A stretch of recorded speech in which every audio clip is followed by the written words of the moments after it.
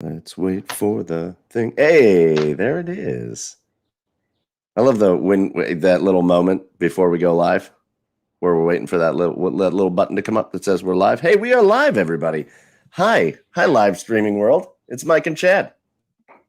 You'll notice there's no Joey yet. He's going to be here in a minute, but he's late, and we were already running late. So thank you for your patience. We're going to get started in just a second. Hey, Chad, you know what we should do before we get started? What's that? We should direct people that are watching now because we've got a couple people in here already. We should direct people that are watching now. Have you been over to garagebeershop.com yet? Yeah, have you been over to... terrible lighting on my porch, but... yeah, and horrible lighting situation over there.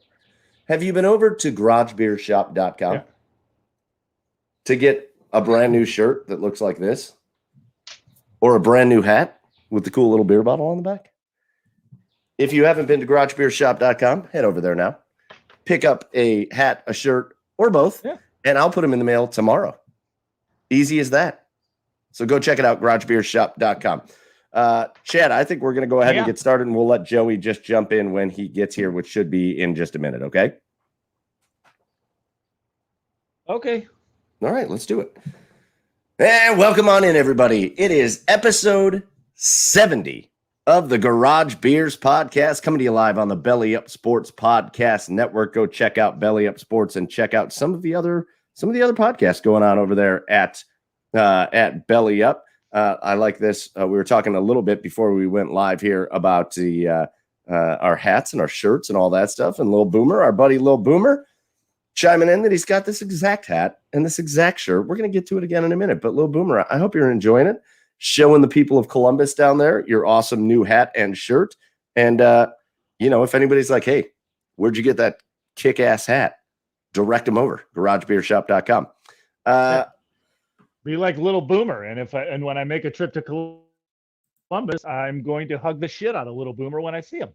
Ooh, you should ask. You should ask consent, at least, for that before you just jump in with the hug. Lil Boomer, can I hug the shit out of you when I see you? He's going to say yes. So anyways, all right. That's cool. Episode 70 here on the Belly Up Sports Podcast Network. I'm Michael Keefe. Find me online at Garage Beers Mike. Joining me, as always, over on the east side of Cleveland, it's Chad Meyer at Garage Beers. Chad, what up, Chad? Hey! Hi! Do you watch MasterChef or Hell's Kitchen? Actually, mostly MasterChef.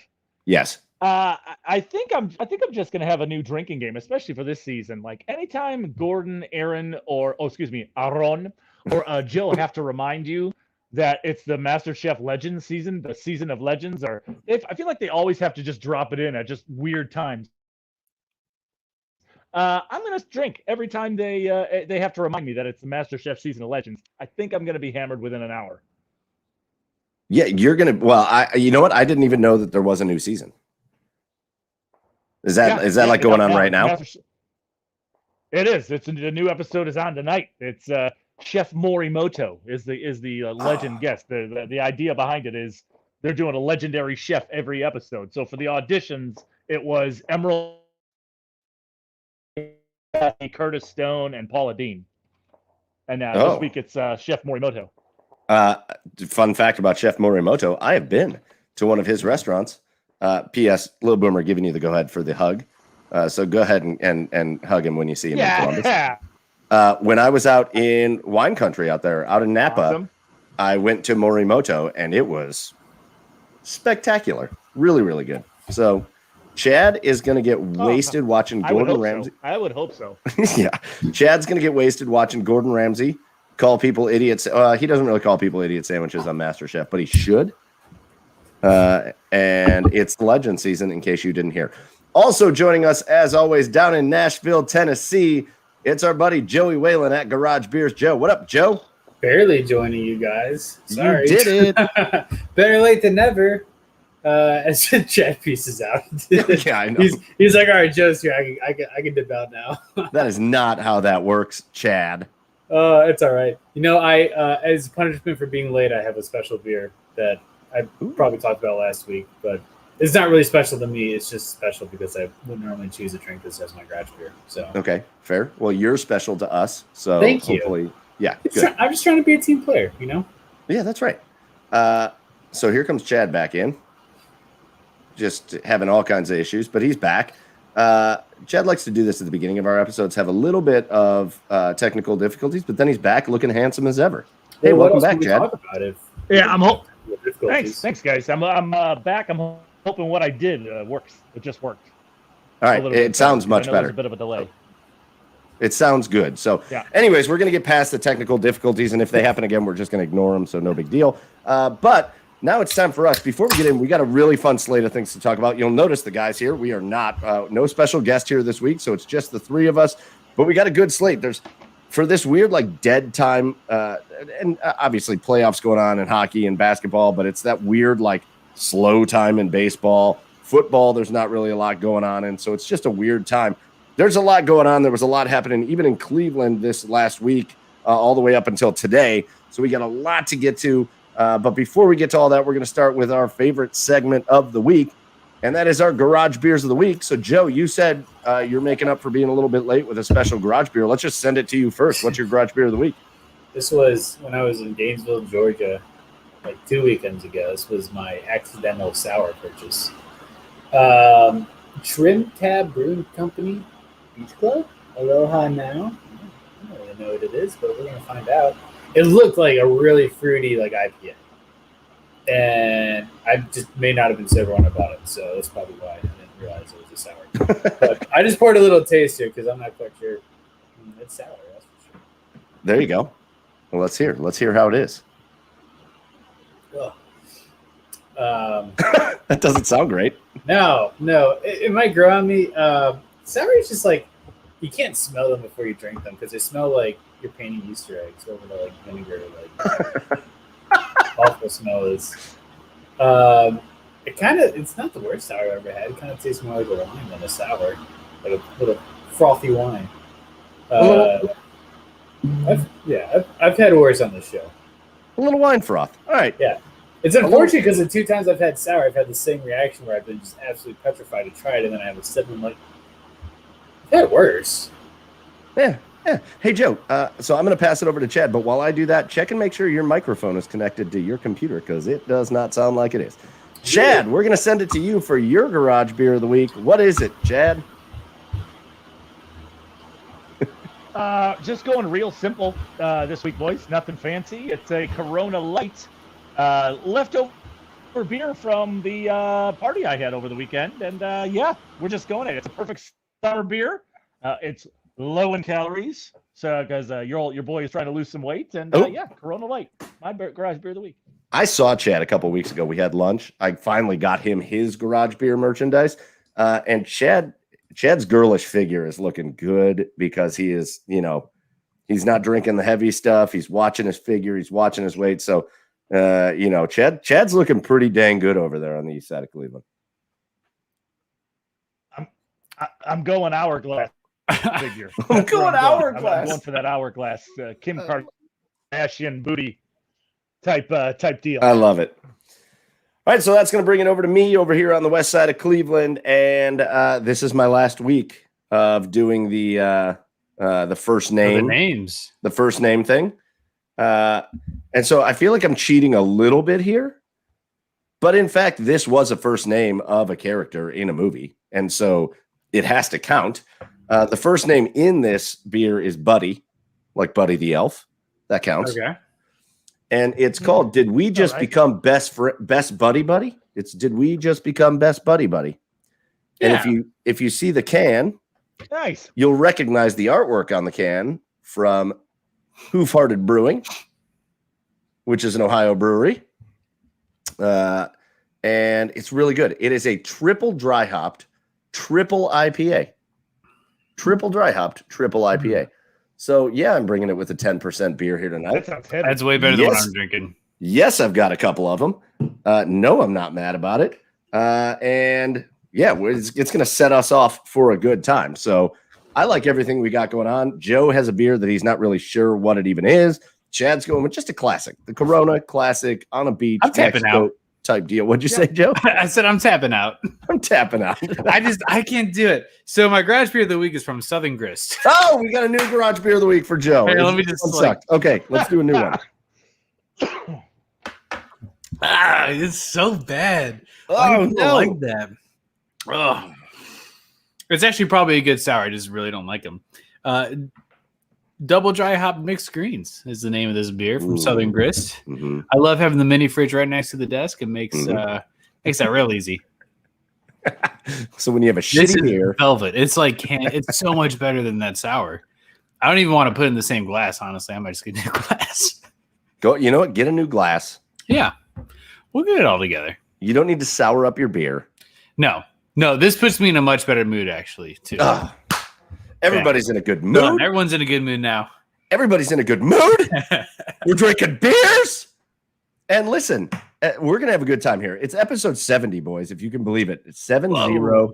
We are almost at the 3/4 of a century mark on the episode.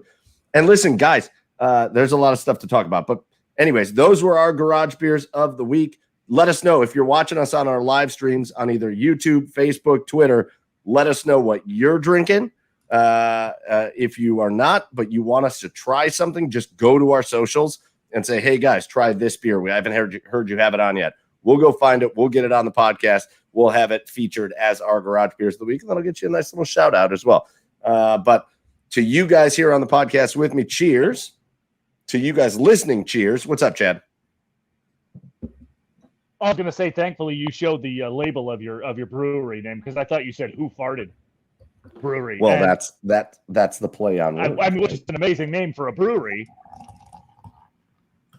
Mine is a play on words. Who farted? Mine's a play on words. Who farted? Right. Gotcha. Mine's the play on words. Joe's is his original beer was the one that tasted like somebody farted. Yeah. So there was a theme of Gotcha. Okay, gotcha. Perfect. Fart beers. Perfect. And exactly yours, how we Chad, planned it. Yours, Chad, is if you leave it too long, it's going to taste like a fart. That is, that's how all that goes. Yeah. The Corona Lights do generally taste like farts. Yeah. Little Boomer drinking Peak Whitney and lemonade tonight, staying off the beers. That's the go-to. Yeah, it's delicious, right? A little bit of ice. You can't go wrong. You can't go wrong with Pink Whitney and lemonade. All right, boys. So we've done our garage beers of the week, and we got a lot of stuff to talk about. Let's keep it timely and relevant, though, and let's do a little NBA talk here because yesterday was an exciting night for the Cleveland Cavaliers. Yesterday was an extremely exciting night for the Cleveland Cavaliers. It was the NBA draft lottery.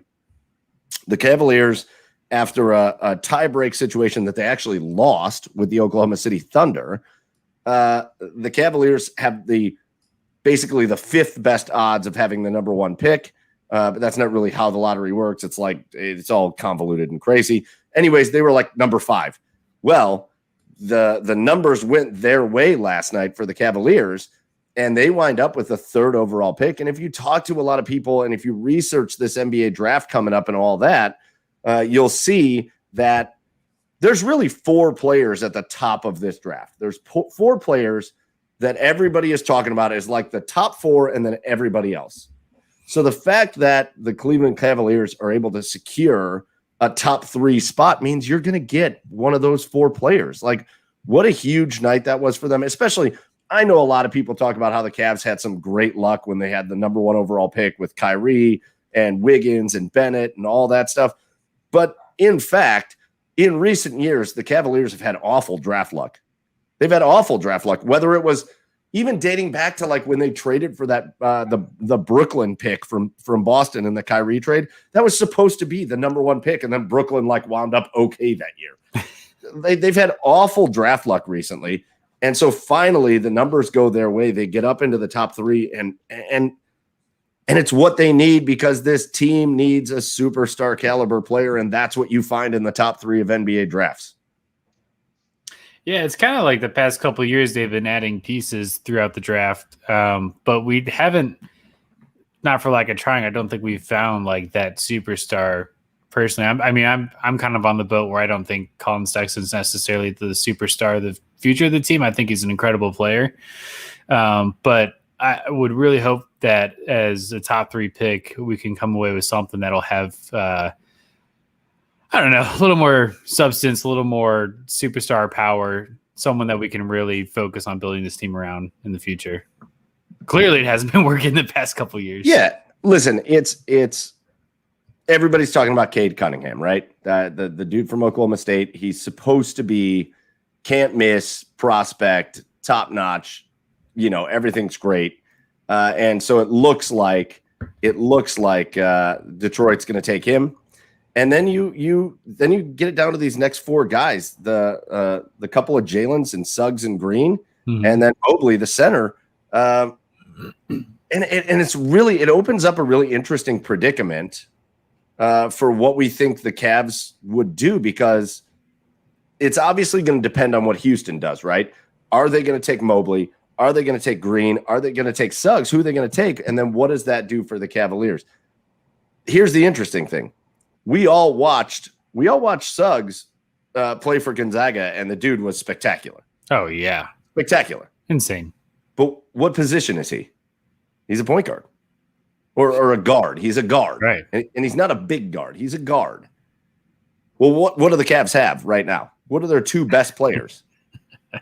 Colin Sexton. And Darius Garland. Right.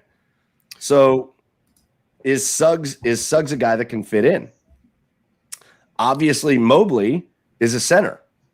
Well, you've got a center, but you can't have. I don't think if you could start Mobley and be fine. Mm-hmm. The real interesting thing is the interesting thing for me is Suggs, right? If Jalen Green falls in their laps, I watch Jalen Green and I think that guy is just spectacular and paired with the Cavs perfectly. He is kind of like what they thought Kevin Porter Jr. was going to be without what happened with Kevin Porter Jr. Right? Right. But he's a freak athlete, but he's a better shooter. He's a polished scorer. He's a great player.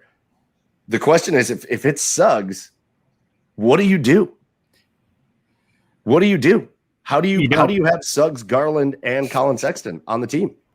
Who gets relegated? It's not that you don't draft him, because you definitely are going to draft, I think, the best available person at that time, that early, right, in the draft. You want the best talent you can get. That would have to turn into some type of position battle, I would think, during training camps in the preseason. And if, they like what they see out of Suggs, if that's who we're able to get, and maybe that makes Colin Sexton a trade target. That's crazy. Which would be weird. That'd be absolutely insane. Chad, I know we're going to stick with it. Chad, did you leave? Chad's experiencing delays. Oh, wait, Chad, come back. Yeah, he's got it. We're trying to get him in.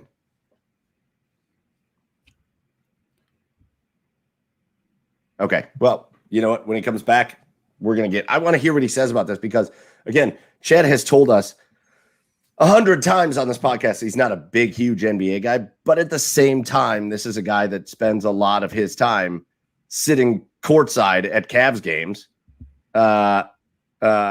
shooting video and being part of the QTV and all that. So we'll see.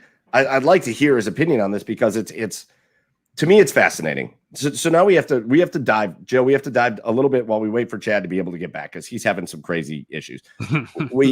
Chad, hi, bye. I know, yeah. We have to get a little bit into some of the things that have gone on around this. Hey, 614 hockey. Hey, hi. We've got to get into some things that are going on a little bit around all this. First of all, as the night is unfolding last night, and the Cavaliers are waiting to see who they're going to get, where they're going to pick, all that stuff, Woj reports on ESPN that somebody leaked to him with the Cavaliers that if the Cavs wind up with a high pick, that they're going to aggressively shop it. And so now I'm sitting here thinking, with the number 3 pick in a draft like this, where the top 4 guys are so clearly standout guys. Right. So, You never know. You never know. You could take Cade Cunningham at number 1. He is the clear number 1. And something could happen that causes him to bust out of the NBA. Mm-hmm. So that happens.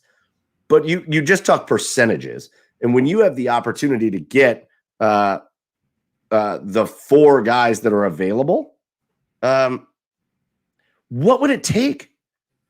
What would it take to actually trade away that pick? Like, what kind of player are we talking about? Or what kind of package or situation are we talking about? That's a tough thing to report too, because like, I feel like, you know, Kobe Altman's sitting there, and we had said this before on the podcast where he's made some absolutely incredible trades for this franchise. But he's also at the point where it might be kind of do or die for him this season. If he can't make something big happen, he might be on the chopping block halfway through or at the end of the next season. So I would say obviously shop around that pick, because, you know, and maybe in his eyes, he's like, you know, maybe we're like 2 or 3 guys off from being a pretty good team that can contend for a playoff spot. And that might be possible. But on the other hand, too, rebuilding teams is so hard. And I don't envy any GM that has ever existed ever, because it's incredible pressure on them to find the right talent to rebuild and to build around. So you can look at what we have now, and you have, you know, Colin Sexton, you have Darius Garland, you have some people that we might be able to trade the next year or so. And you might say like, hey, like, this is the team that we can get 2 or 3 guys in. And, you know, maybe if we trade this number 3 overall pick, we can make something happen. Or you can be like, I don't think these are the guys. And maybe, you know, we take some of the trades that we made last year, and then we maybe trade some of the guys that just haven't been able to build enough chemistry around for this whole team. So it's a tough position, but I don't see any harm in shopping it. Well, 614 Hockey here chimes in. Someone who sells tickets. It's got to be a name that people recognize. And he brings up, remember when the Cavs got Sean Kemp? Yes, I remember when the Cavs got Sean Kemp. He was no longer the Rain Man at that time. He was a little bigger than his playing weight in Seattle. And yet, at the same time, he was an all-star in Cleveland. Like, he came in and played okay. But yes, but here's the give and take, right? Sure, you go out and get a big-name player that people are going to recognize, somebody that sells tickets. That makes sense. But at what point does the value of a guy that's going to sell some tickets it's not worth what you're going to get at the 3rd overall pick, right? So I wrote down some names, right? What return makes it worth it? Here are the guys that I think, and again, there's no rumor to this. There's no insider information, and I'm not an idiot. I went through teams and thought, which teams could be looking to grab that pick and would be willing to part with somebody substantial for it, right? Mm-hmm. So we can't be talking about the best teams in the league here. They're not going to, you're not going to call you're not going to call Atlanta and get Trae Young. They don't need the 3rd pick. They have Trae Young. So I'm looking around. I'm thinking, okay, you're not going to get Jimmy Butler. You're not going to get Zion Williamson. Which of these teams would be looking at this? So the first player that comes to mind is Bradley Beal in Washington. Mm-hmm. Yeah, Bradley Beal has been rumored to be on the trade block forever. Does Washington made the playoffs last year, but they weren't really like that great, and they didn't last in the playoffs very long. Is Bradley Beal a guy that's worth the 3rd pick? Maybe. Yeah. It depends on his control in the contract, because he's not a free agent after this year. So no. Depends on what kind of team control you'd have at that value. Yeah. These next 2 guys, I think, are pipe dreams, and it's solely based on like rumors. But obviously, rumor number 1 happened in Dallas that Luka is not happy with the way things are going in Dallas. Mm-hmm. Do you trade the 3rd pick for Luka? Sure. Absolutely. Does Dallas take that deal? Fuck no. Nope. No. I mean, maybe Colin Sexton and the 3rd pick, maybe Dallas thinks about it, Yeah. especially if Luka's feeling like he is unhappy. But that's a pipe dream. Mm-hmm. And I also think Luka said he was unhappy. So what did Mark Cuban do? Everybody left. Their GM's gone. Their coach is gone. Everybody's gone. They're bringing in new people. They're not going to lose Luka. The other one is Karl Anthony Towns up in Minnesota. Mm-hmm. He's not winning anything up there. They're not doing anything. They had the number 1 pick last year, and he was good, but they're not winning anything up there. Is Karl Anthony Towns a guy you could pry away from Minnesota and say, hey, you could have the 3rd pick this year? I doubt they would do that, but maybe. Would that be worth it? Yeah. Everybody else that I see, though, everybody else that I think about is like Spencer Dinwiddie from New Jersey. Really good player. Really good player. I'm not giving up the 3rd round pick for, or the 3rd overall pick for him. CJ McCollum. What'd you say? You mean Brooklyn? Yeah. Yeah. What? New Jersey. What year is it, dude? Jesus Christ. Is Vince Carter still playing over there? Right. Somewhere. Yeah, right. I'm sure. CJ McCollum, Cleveland boy. Well, Canton boy, but Cleveland fan out in Portland. Is he worth the 3rd overall pick? No, he's not. So that's the thing. All these people are like, oh, the rumor is that they're looking to maybe try to trade. Who knows what the package could look like coming back, but which of these guys would actually be worth the 3rd overall pick? Luka the would problem too with trading this pick is to whoever you're trading it to, unless it's a team that really wants, is trading away a star to rebuild. Yep. Right. If it's a team that has any hope of just trying to find a piece, a specific piece for their roster, it's really not a super enticing pick because you have one of 4 guys it could be. It's not like there's a clear 1, 2, 3 in the situation. It is one of these 4 guys. It's not very clear cut. So I think that adds a little cloudiness too to the trade as well, if that was going to happen. Yeah, it's a crazy situation to me, and it's fascinating. It's fun. To be honest with you, this has created a very fun situation around the Cavs, who haven't had a fun situation until they got off to a decent start of the season. We were having fun watching them. But it hasn't looked good, right? Things didn't gel the way that you wanted them to. They put these pieces in place, and guys like Jared Allen looked good, but did he produce wins? No. Darius Garland.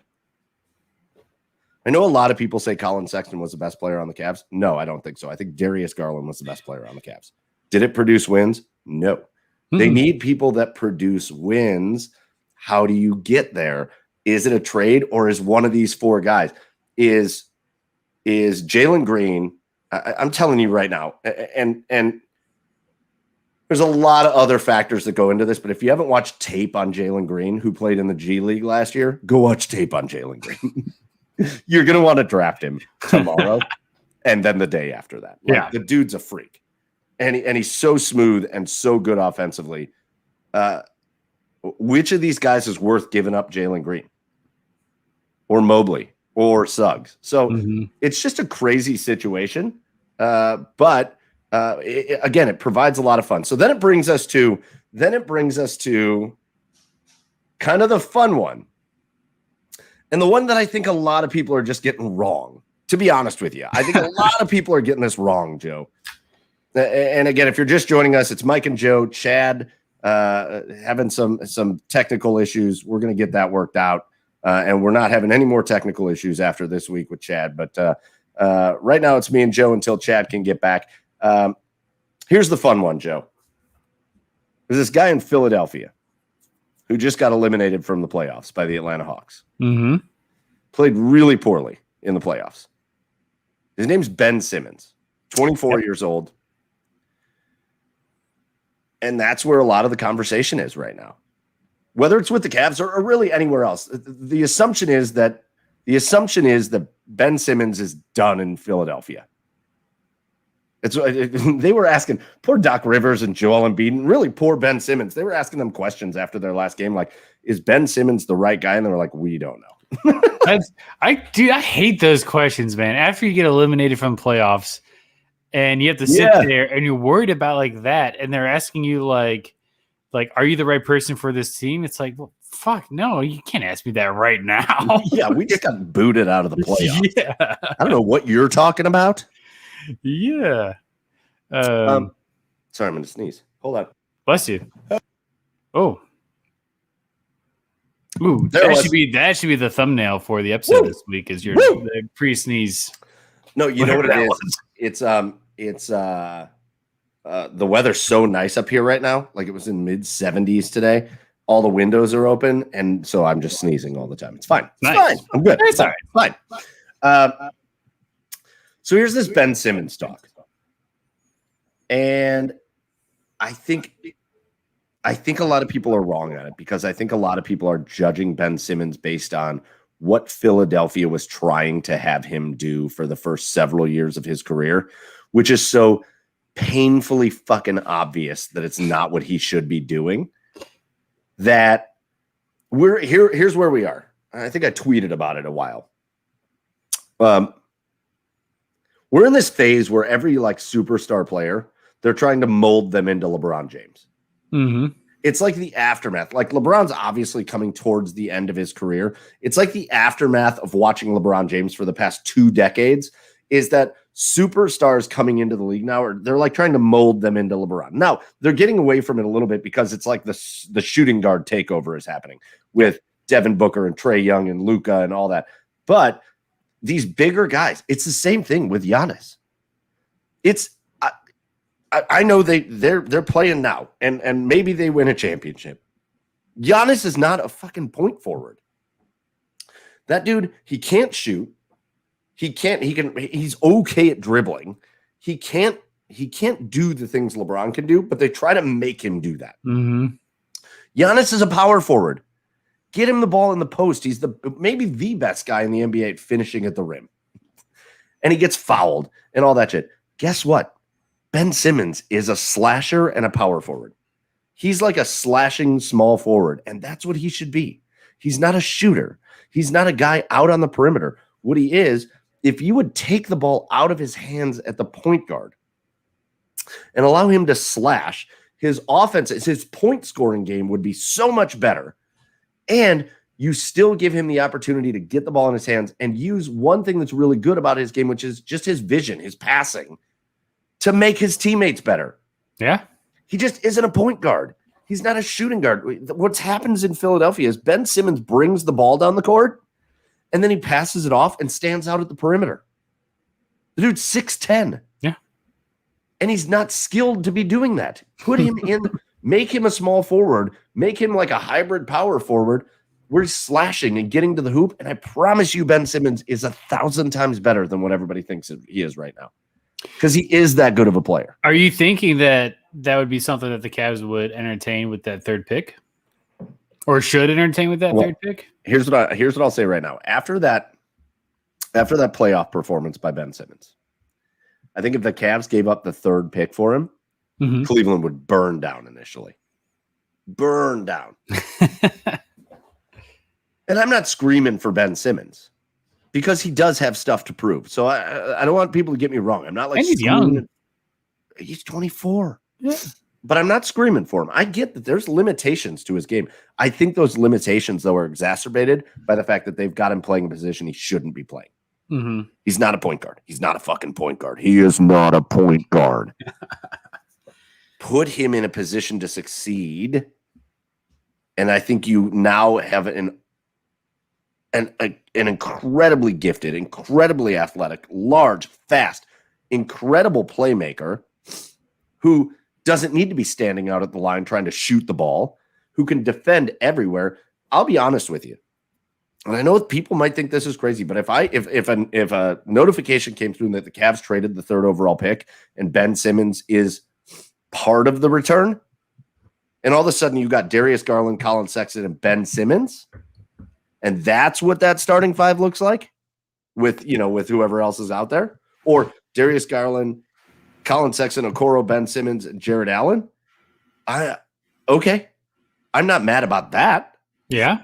I know people would worry about the shooting, and that's true, but you would need to put shooters on that team. Mm-hmm. You'd need to find shooters to come off the bench. I wouldn't be mad if that happened. But I think the city would burn down. I think everybody would freak out about getting a guy that averaged like 4 points a game in the playoffs.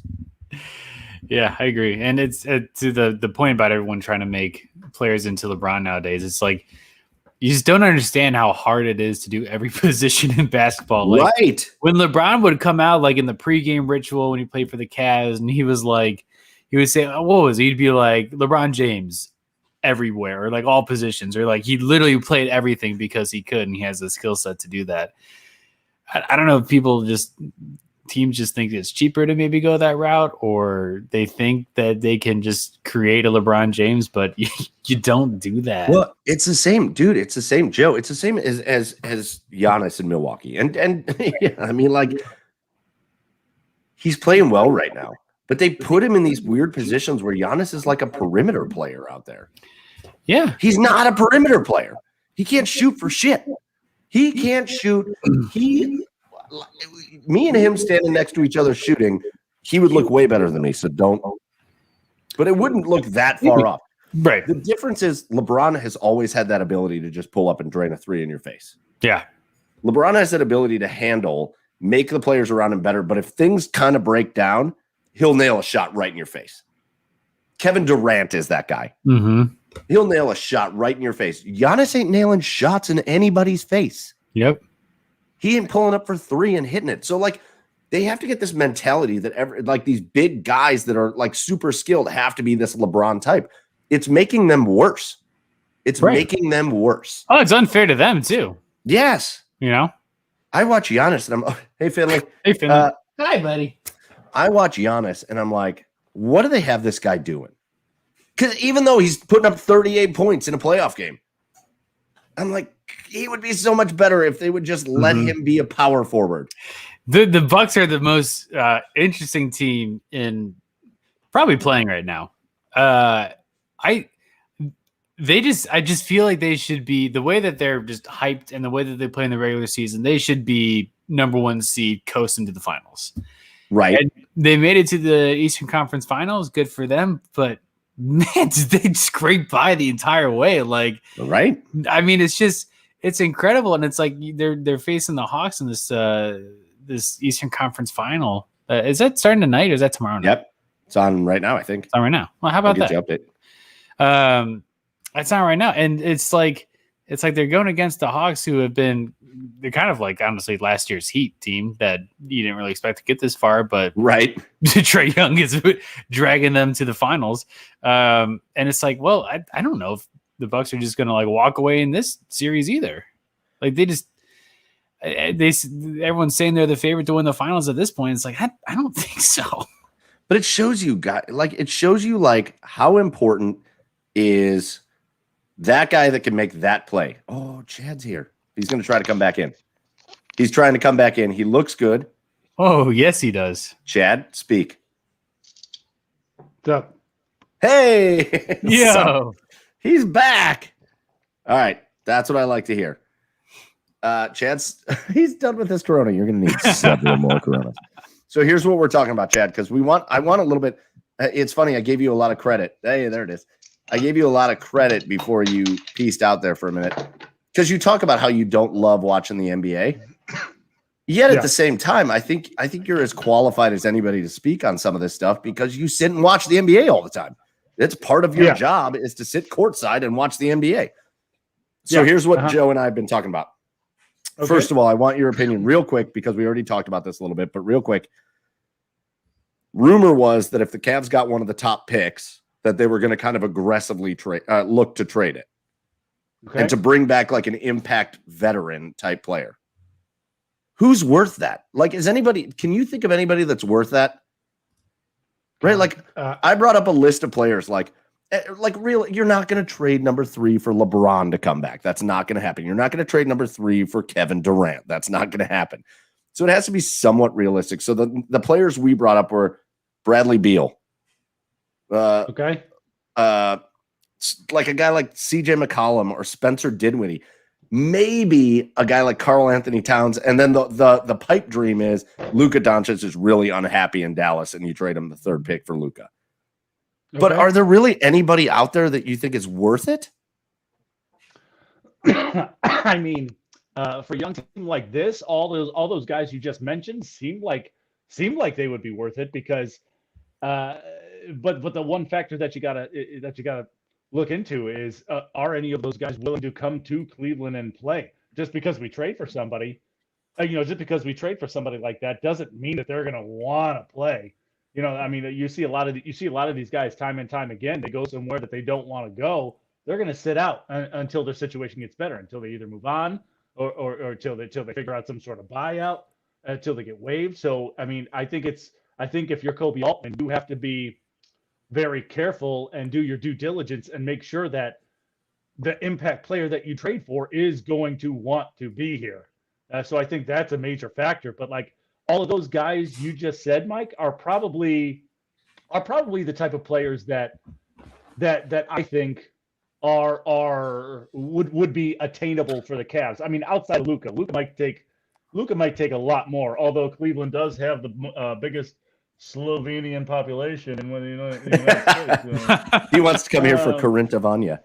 Yeah, pretty much. I think Karl Anthony Towns and Luka are pipe dreams. I just brought them up. I was trying to think of teams that like are underperforming that have good players. So right, like, and I know Washington made the playoffs, but they're not great. But I wouldn't. I don't know. I'm not giving up the third pick for CJ McCollum. I don't think. I think Bradley Beal is interesting. I think Bradley Beal is interesting because A, he and Darius Garland have a close relationship. Right. And B, you could still keep Colin Sexton in that mix. Like those three could play together because Bradley Beal's a big dude that could move over to that small forward position and be fine. I think he's the only one on that list that I was like, I think that could be a thing maybe, but he's been around a while. Here's the next thing we talked about, Chad. Okay. Obviously, then there's the Ben Simmons talk. Ugh. Well, here's the thing. Okay. You got LeBron and Kevin Durant that do what LeBron and Kevin Durant do, which is something nobody else can do. And now you've got these other guys, big, tall guys, Giannis. They put the ball in Giannis's hand at the perimeter and make him a point guard, and he's not. Right. He's a power forward. Giannis is the most pure power forward I think I've ever seen. Right. He can't shoot. He's not a great dribbler. He's a pretty good passer, but the dude finishes at the rim better than anybody in the NBA right now. Yeah. And you've got Ben Simmons, who they tried to make a point guard. Yeah. The guy isn't a point guard. He is 6'10". He's got a good handle, but he's a really good finisher at the rim. Otherwise, he's not a good shooter. He is Ben Simmons to me. Like, here's what I said, Chad, and I want your opinion. Joe gave me his too. I wouldn't be super upset if they brought Ben Simmons in, only if they said, this dude is like a small forward. He's not a shooter. He's not a guard. We're not going to have him out on the perimeter. But this guy is going to come in and be a slashing small forward who can still use his passing ability because it is elite passing ability and just be in there rebounding, defending everybody and getting to the hoop. Like that's what Ben Simmons is. I don't know why we're trying to make him out to be this perimeter player. He's not. But isn't that what Isaac Okoro is supposed to be? Like for developing him though? I mean, do we need another Isaac Okoro? I mean, I think we need like to say the thing I keep coming back to. Oh, go ahead. No. I was just going to say like, well, we kind of talk about Ben Simmons like he isn't like a perennial all-star, and he is. Like, dude's been an all-star multiple times. Like the guy is out of position, has still been very productive in the NBA. So put him in the right position, and then you hope to God Isaac Okoro could be like that. Yeah, in the right role, I'd be willing to take Ben Simmons, but the thing I just keep coming back to with this Cavaliers team, and why and what I can't get out of my mind, regardless of how good Jalen Suggs is scoring. Like this team just needs scoring and shooting so badly, and I just keep coming back to like when you talk about Ben Simmons, yeah, sure, I would take him on this team in the right role. But he doesn't put the ball in the basket enough for me. That's just so. I would take him again. Yeah, I would. Like I said, I would take him in the right role as long as he's willing to accept that role. But man, oh man, his shooting woes don't look like they're getting any better anytime soon. So here's the question, right? You've got this core with the Cavaliers. You got Sexton, you got Garland. I made the point. I think Garland's the best player on the Cavaliers right now. Mm-hmm. I think he's better than Sexton. I think Sexton's pure role is to be a fill it up scorer, but he's inefficient. And Colin Sexton, I think, has a lot of work to do to be the player that everybody kind of talks about him as. Yeah. But he's a good scorer. You've got Okoro, you've got Jared Allen. Now you've got the 3rd overall pick. What makes this team better? You brought up Jalen Suggs right off the bat. Mm-hmm. Where does he fit? Like, he's the guy you brought up and said, I like him, basically, is what you said. I like that guy. Where's he fit, though? Who gets displaced? Somebody has to get displaced for him. Right. And that's the thing, and I was telling you earlier, too, like Jalen Green seems like the pick that makes the absolute most perfect sense for the Cavaliers. But, like, is Jalen Suggs too good? Is Jalen Suggs too talented to be able to pass up? Because I think if you draft Jalen Suggs, you're really in strong consideration. You're really strongly considering either moving on from Sexton or just trying to figure it out. Just because you're going to have too many point guards, you're going to have too many cooks in the kitchen at that position. So, yeah, like. So but that's the thing. You don't take a guy at number 3. And here's the thing, right? The NFL draft, the NBA draft, all these drafts. You don't take a guy at number 3. If you have the 3rd pick in the NBA draft, that guy is a starter, and he better be damn good. That's how the NBA draft works from day one. Right. And if he's not, maybe a little development, but you better see some quick-ass development from a number 3 guy. Sure. You don't have time. I don't have time to put Jalen Suggs on the bench and let him develop. Like, he's number 3. So that's why I tend to agree with you. Jalen Green is the guy that I like. But is that where we're at with the Cavs? Here's the ultimate question. Before we get off the Cavs, guys, is that where we're at with like, are the Cavs 1 or 2 players away from, maybe not from championship contending, but from like being a good basketball team? Let's talk about just being a good basketball. Here's the thing. Look at the Atlanta Hawks. The Atlanta Hawks are currently playing in the Eastern Conference Finals. They didn't have one All-Star this year. Mm-hmm. They've got a guy in Trae Young who is a very good basketball player. He's an incredible shooter. And then kind of a bunch of role player-y type guys. Mm-hmm. How far away are the Cavs from being able to do something like Atlanta's doing this year? Far. You think? I don't know if you're getting there with Colin Sexton, honestly. I think, again, he's an incredible scorer, but I just don't think he's a great team player, and I think you need good team chemistry to get to where the Hawks are. You need at least one superstar in the NBA today in today's NBA to be able to go anywhere. And the Cavaliers just don't have that. The Cavaliers do have a bunch of really good role players, but so I think they are, like you said, a good basketball team. I think they are maybe 1 or 2 players, but like superstar caliber players, away from at least from being a playoff contender. I mean, you saw flashes of it at the beginning of last year, but then just the wheels fell off. From midseason on. So I think you are 1 or 2 superstars away from being a good basketball team. I think a couple things. I think you're right. I think you don't trade this 3rd pick unless the rumors in Dallas are true. Unless the rumors in Dallas are true and Luka wants out and you can get him to come here and trade them that pick. Otherwise, I don't think you trade that pick.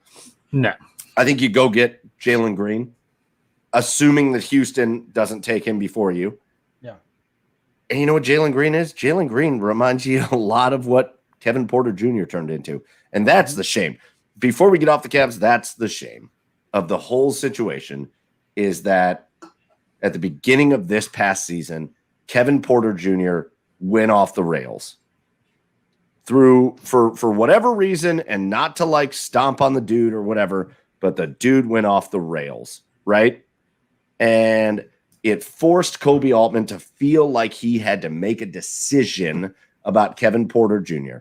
Because I believe that this Cavaliers team, should they have done things the way they did them this year and brought in like Jared Allen and stuff regardless, and still had Kevin Porter Jr., would have been a dynamic basketball team. Because that dude can score. He can fill up. He was down in Houston, scoring 50-point games. Like what? Underrated finisher at the rim too. Oh, he was great. And Jalen Green is a lot of that kind of a player, a hard, fast, dynamic player. So I think that's the guy that the Cavaliers need to be looking at. And I do think between that and trying to make one move, you got to figure out what to do with Kevin Love. Yeah. But I think you can plug Jalen Green in with Sexton and Garland and Jared Allen and roll from there. And we'll see what happens. But anyways, it's just going to be an exciting offseason. And like I said before, Chad, catching you up, it provided some excitement with the Cavaliers. The 3rd overall pick, that's a big deal for us. That is superstar territory, and you should be getting a superstar in that position. So we get off the Cavs. We'll see what the old Cleveland came out in me in the draft lottery. Like when I was watching it last night, like I know the worst they could pick was 9. So starting at 9, I just kept saying every time he said with the 9th pick in the 2021 NBA draft, I just said Cleveland Cavaliers just so I could prepare myself for the disappointment. I said out loud, Cleveland Cavaliers, and it just went on and on. 8, 7. I was like, Cleveland Cavaliers. Oh, okay. So, Did you see this? Did you see this idiot? There was an idiot on Twitter that was like, "Oh, the Cavs." Listen, I know the Cavs have picked number 1 more than any other franchise in history. Fine, but oh, the Cavs have done this, and they had this pick and this pick. What have they ever done? And he went all the way back to 2011, and I was like, "Sir, you do know the Cavs went to 4 straight NBA finals and won a championship in the time you're talking about, right?" We did do that. Well, listen, Anthony Bennett was. He was hey, listen, a critical part. Franchise. Anthony Bennett and Andrew Wiggins were a critical part because without them, does Kevin Love get to Cleveland? Because they were traded for Kevin Love. Right. So thank you to them and to Kyrie. And to all the players that made it happen, but we won the championship and everything worked out okay. So, right. All right, let's move on to the next topic. I love this topic. I'm so excited to talk to you about this, especially because, and I appreciate you too, because I know neither one of you are huge NBA guys, and I love the NBA, and I appreciate you giving me the time on the NBA. Yeah. But this next topic I'm so excited about because we're all college football fans. Yeah. And we've had so many special guests. The hard thing about the special guest thing, and it's what we pride ourselves on here on the Garage Beers podcast, is having wonderful special guests, people that I can't believe we've talked to on this show. It's so awesome. But when we don't have our shows, you kind of miss some things. A couple weeks ago, it starts coming out that the NCAA looks like they are going to move to a 12-team playoff for the football. Absolutely love it. Huge. Love it. You know, it's interesting. It's the greatest news I have heard in forever. The most interesting thing, and I didn't know that this was like an opinion, but every single former Ohio State player that we interviewed said that they would not have wanted to move from a 4-team playoff if they had the option, which is, I don't quite understand that. Mind-boggling. It's mind-boggling. It's easy to say from my couch perspective that yes, I want more college football and more meaningful games that are cross-divisional, cross-conference. But I think what really wins here, aside from the whole fan experience from the expanded 12-team playoff, is it's going to help with recruiting at some of these schools not named Alabama and Ohio State, because all of a sudden you can go to a Notre Dame, or not that these teams are lacking recruiting, but you can go to an Iowa State or Coastal Carolina, and all of a sudden you might be competing for a championship spot. Yeah. A playoff spot. Guys, 75% since they started the 4-team playoff, 75% of the slots have been filled by teams named Ohio State, Alabama, and Clemson. Yeah. Yeah. That's why everybody's sitting here talking about it's going to ruin the regular season and all that. Blah, blah. You're stupid. You sound stupid. It's ruining recruiting for schools not named Ohio State, Alabama, and Clemson. That's what it's doing. You sound so dumb when you say that shit, because Every year, it's just the same. It's the same thing. And miss me with the. You can totally miss me with the. Oh, okay. So then we're gonna have Alabama beat up Cincinnati in the first round. Maybe you will. Maybe Alabama will beat Cincinnati 70-0. But you know what? Why don't we do that with college basketball? Why don't we do? Oh, why do we have these 60? Why don't we shrink college basketball, the March Madness down, because we have to watch these 1 seeds? 1 16 seed has ever beaten a 1 seed in the history of the tournament. One time has it happened. Mm-hmm. But you know what? It happened that one time, and it was the most magical thing. When UMBC beat Virginia, it was the most magical thing that ever happened. Just like just like beating Kevin that one time down Cherry Hill. That's it. That's it. It makes so much sense. So look at the scenario this year, right? Let's say they would have done it this year. Right. The top 4 seeds that got in would have gotten a bye. And those teams would have been a little different than the playoff teams. Those teams would have been Alabama, Clemson, Ohio State, and Oklahoma. Right. Not Notre Dame. Right. And then here's what it would have looked like. Notre Dame versus Coastal Carolina. Mm-hmm. Texas A&M versus Indiana. Florida versus Iowa State. And Cincinnati versus Georgia. Right. Think of what that would have meant for Cincinnati, Indiana, Coastal Carolina, and even a team like Texas A&M that has never even sniffed the playoff. Yeah. I mean, I totally agree with you. Like my whole argument for a 12-team playoff is you take away all debate. Every year you see all these teams that are outside the top 4. You see everybody from national to local analysts on up saying, giving a case for why number 6 should be in the playoff, giving a case for why number 5 should be in the playoff. And, and 1 through 4 is very well deserved. Yes, they should be in the playoff, but you go 5 through 8 are usually those teams that people are pissed off about for some reason. Oh, why haven't they moved up? They're a 1-loss team. They lost earlier, yada, yada, yada. But you know what's the more fun part about it is 9 through 12 are those teams where it's like, you would be really interested to see how they would do against a Clemson or an Alabama. Yes. So like you said, Coastal Carolina been undefeated this year. They beat number 8 BYU. Right. In the beginning. You could take it back to 2018. UCF, Central Florida, who still claims they're the 2018 national champion, went undefeated, and they lost to LSU in the bowl game by a touchdown. Right. So they gave that was their 1 loss for the year. So yeah, it to me, a 12-team playoff takes away all debate. Guys, there are 130 plus Division I BCS college football programs. Mm-hmm. So all this bitching and whining that I hear from these people, and I feel like it's only, I'll be honest with you, I'm going to call out Ohio State fans, but Ohio State, give it to Alabama, Ohio State, Clemson. Those are the fans that don't want this. No.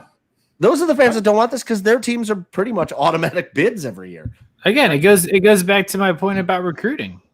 It's like if you are a star linebacker in high school and you could choose between Alabama or Auburn. You're picking Alabama. You're picking Alabama every single time. Like, especially this, like just SEC wise, let's go there real quick. This year in the SEC, it was like the quietest year ever for the SEC. Yes. And it was bad because A&M was your second best team. Yeah. I mean, usually you have like 4 to 5 top 10 teams coming out of the SEC perennially. Perennially. That was like the one sip of sour I had earlier. Oh God. I don't know if I have more to add to that. It's just, I agree. It's unfortunate, especially for some, Ohio State that we're all fans of, but I think it's better for the NCAA as a whole. Oh yeah, I totally agree. I mean, the competitive balance that this will make of schools. Mike, you're on mute still, by the way. So here's what I was going to say. There you go. Look at all the other sports. NBA, NFL, NHL, and MLB, whatever. What percentage of teams make the playoffs? Half? close to half, Right. close to fucking half. You can have 12 teams make the playoffs in college football and still less than 10% of teams make the playoffs. So for all of you people that are like, it makes the regular season worse. No, it doesn't. No, it doesn't. Here's the thing. You want it's this conundrum of people talking out of both sides of their mouth, and it drives me fucking crazy. You want it does drive me nuts with college football though, because people, if you're an Ohio State fan, what do people give you shit about every year is that you don't play anybody but the Big Ten and then like Miami of Ohio and Youngstown State. That's your schedule every year. And everybody whines about it. It's the same thing with the SEC. Everybody whines that they play the SEC and then like a Division I AA school and whatever. Here's the thing. Why do they do that? Because one loss kills your chances. Yep. Right. Because one loss kills your freaking chances. Well, guess what? When you're in the 12-team situation, you can still be one of the best teams in the country and get one loss and still make that playoffs and win the national championship. That makes everything freaking better. It makes everything better. As a fan, it means that from December 1st until January 12th, you're not sitting on your ass doing nothing and not being able to watch your favorite college football team. Yes. You will have weekly games if your team is in the playoffs and is winning every week, 3 weeks. But still, that's a whole month of college football that you get added on to that season. And if they do this shit right, those first round games are going to be home games. Oh, yeah. And that would be, think about this. Notre Dame hosts Coastal Carolina. So you get a playoff game in Notre Dame Stadium. Right. Texas A&M hosts Indiana. I don't know. It doesn't have the same luster up here as it has other places. Kyle Field is the craziest place on the planet to watch a college football game. Hosting a playoff game. Florida, the Swamp, hosting a playoff game. And then you'd have Cincinnati hosting a playoff game. Right. How much fun would that shit be? That's awesome. Right. And what it does, and Chad, I'll give you the last word on this. What it does, you've got all these Division I college football teams. It's my least favorite part of division. It's the best part about college basketball. If you play Division I college basketball, every year at the start of the year, you have a chance to win the national championship. Yeah. If you play Division I college football, if you are not in the Power 5 conferences, you have no chance of winning the national championship. No matter how good you are, no matter what you do and how good you are, you have no chance. Expand Even it to if you're 12 in the Big 12 or the Pac-10, you don't have a chance. Expand it to 12 and you give those teams a chance. Chad, finish us out on that. Yeah, I mean, I don't know. I don't have anything really profound to say. I was just going to go back to your schedule thing. Yeah, if there's one argument you can, as you say, Mike, miss me with, it's the schedule argument in college football, because everybody plays a Division I AA school. Everybody plays a MAC school, a non-Power 5 school. Everybody has those teams on their schedule. So you can miss me with that argument, because every single school from the SEC on down plays those cupcake schools. And but when you talked about the advantages of that, an underlying advantage of that too, Mike, is it helps out those Division I AA schools, because they get like $500,000 or $1 million to go to those Power 5 schools and play them. So it works out for both of you. The Power 5 schools get a win. The Division I AA schools get a bag of fucking cash. I don't think it would go away, Chad, but I do think you would see more big name, especially non-conference hookups, and that would be awesome. So I just think, I hope they put this through. I hope they implement it as quickly as possible. Let's get to 12 teams, and let's give these teams. Maybe I do have something profound to say. Finish. Go ahead. Get profound. No, get profound. Get profound. Not profound. But profound thoughts with Chad Meyer.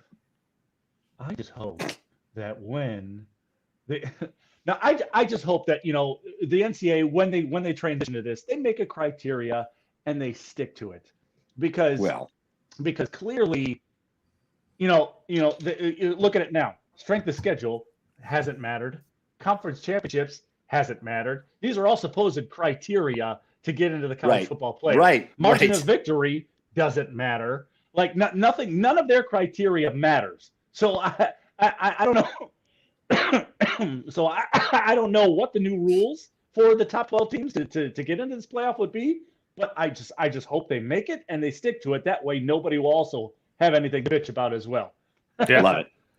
All right, let's move on. Next subject. Holy shit, has this been crazy? So the MLB a couple weeks ago comes out with their thing about how they're going to check pitchers for foreign substances. Leave it to the MLB to just create a fucking train. Holy shit, how they're doing this so poorly. They're doing this so poorly. And then they come out with a thing today. They're like, they're all going very well. No, they're not. I did not realize, guys, and I'm going to let you talk about this while I run for 1 second. I did not realize that this was a manager can just at any time, unlimited amount of times, as we saw last night with Max Scherzer, and Joe Max Girardi. Scherzer, Joe Girardi for the Phillies 3 times requested a check. And every time the umpires were like, yeah, we'll check. I didn't know this was some unlimited check bullshit. Like, that is so ridiculous.